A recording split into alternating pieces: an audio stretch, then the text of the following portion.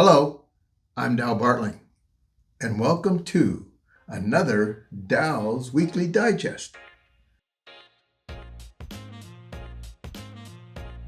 The older I am, the more that I think. When I was a scoutmaster for Troop 371 in Sioux Falls, South Dakota, in the years 91 to 97, I learned something that stuck with me. Teenage boys are professional debaters. If you ever had one in your house, you already know this. They'll argue about anything. Chores, rules, why ice cream at midnight is a good idea. Now, I wasn't interested in shouting matches.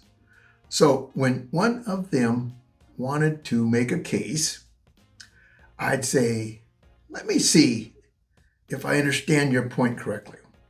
Let me see if I got this correct. And then I'd walk them through logic with little questions. Not to corner them, but to make sure I understood what they were saying. Funny thing, most of the time, by the end of our little back and forth, they started to see the holes in their argument. And if they didn't, I pulled out my trump card. Tell me how this lines up with the Scout Law. That usually ended the debate. Hard to justify ice cream at midnight under thrifty, brave, and reverent. Yet it turns out Abraham Lincoln used the very same type of logic. Except, of course, instead of scouts, he had lawyers and judges.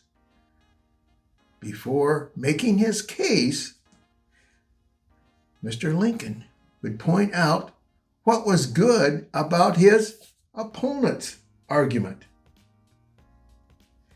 He made the other side look fair, even reasonable.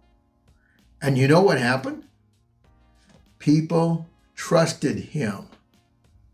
Honest Abe. They trusted him more. They saw him as honest. That's a lot more persuasive than steamrolling someone into silence. Why is it that most of us, me included, when we get into an argument, do the exact opposite? We can't wait for the other person to stop talking so we can jump in with our winning argument. We don't listen, we reload.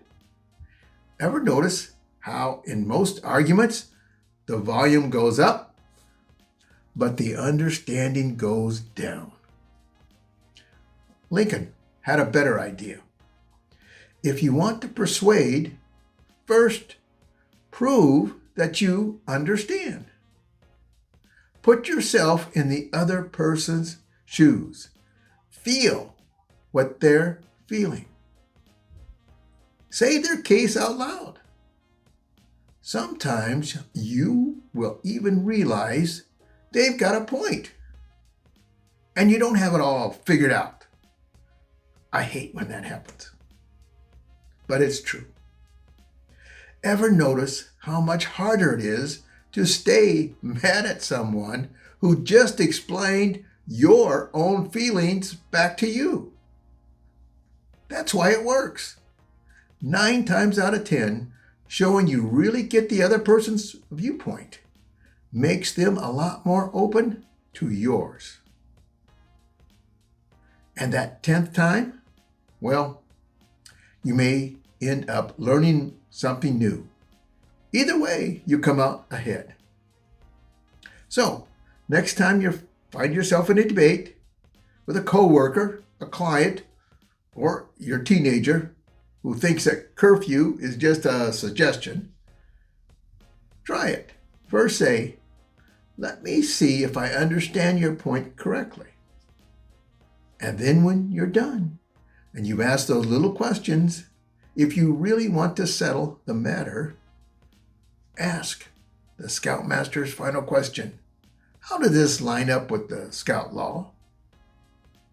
That'll end more arguments than you think. And I do know this.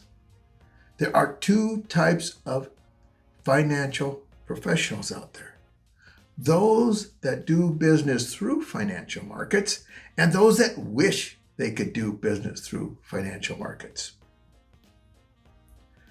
Why? Because we do ask those questions. We try to feel what you're feeling in trying to solve your client's needs. We take that time, whether that be as a risk mitigation of dying too soon, disability, or living too long, longevity.